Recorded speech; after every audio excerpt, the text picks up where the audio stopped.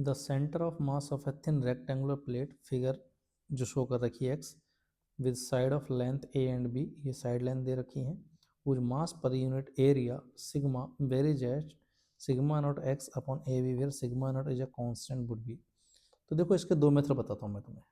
पहला मेथड जिसमें hourly answer tick कर सकते हो, क्या कि जो यूनिफॉर्म डेंसिटी जो हमारे पास मास डेंसिटी जो है वो केवल एक्स के साथ वेरी कर रही है, वाई के साथ कांस्टेंट है, कोई वेरिएशन नहीं है।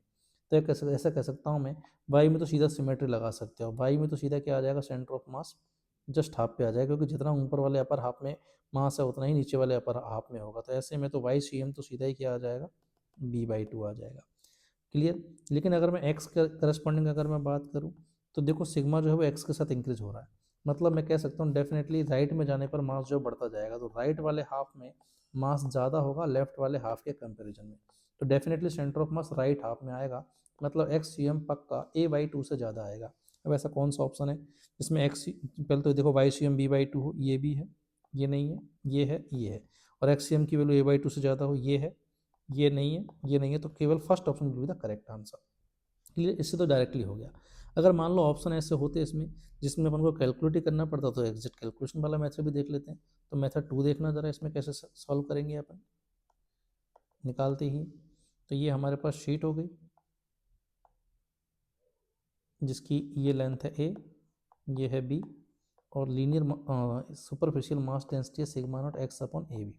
तो यहाँ पे अगेन बाई सी एम तो मेरे को कैलकुलेट करने की जरूरत है नहीं, वो तो b/2 ही आएगा, अगर केवल एक्स सी एम कैलकुलेट कर देता हूँ मैं। तो एक्सियम कैसे निकालेंगे अपन, यहाँ से x पे जाके मान लो dx विड्थ की मैंने एक स्ट्रिप ले ली।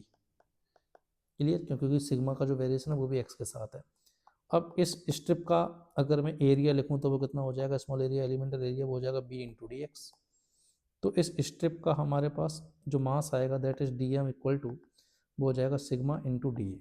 क्लियर। अब इसका एक्सियम अगर निकालें तो फॉर्मूला क्या है, इंटीग्रेशन ऑफ हमारे पास x dm/dm, जहाँ पे dm है एलिमेंट का मास जो कि है सिग्मा नॉट एक्स अपॉन में ए बी इंटू ये बन जाएगा bdx, तो sigma naught x dx upon में ए, ये तो आ गया dm।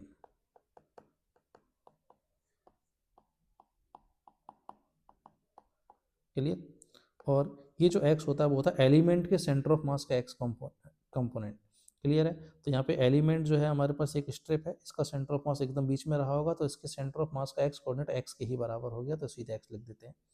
तो ये आ गया हमारे पास sigma naught a upon constant, sigma naught upon में ए कॉन्स्टेंट बाहर आ जाएगा, integration x square d x, और यहाँ पर भी सिग्मा नॉट अपन में a integration x d x. अब एक्स की लिमिट लगाते हैं, तो एक्स जो है हमारे पास, एक्स जो है हमारे पास मिनिमम जीरो से लेकर कहाँ तक जा सकता है, ए तक, तो जीरो से ए, जीरो से ए, ये कैंसिल, तो ये आ जाएगा इंटीग्रेशन होके a² / 3, और ये हो जाएगा a²/2, तो ये आएगा 2a/3।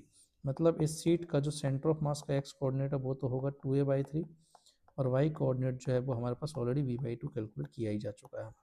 तो क्या आंसर आ जाना चाहिए, तो यहाँ से भी हमारे पास फर्स्ट ऑप्शन ही आ रहा था। आप कैसे भी सॉल्व कर सकते हो, डेफिनेटली हमको एग्जाम में टाइम बचाना है, तो वहाँ हमको जब ऑप्शन से ही डायरेक्टली पता लग रहा है तो मेथड 1 हमारे पास ये ज़्यादा प्रेफर किया जाएगा। उम्मीद है सबको समझ में आ गया होगा।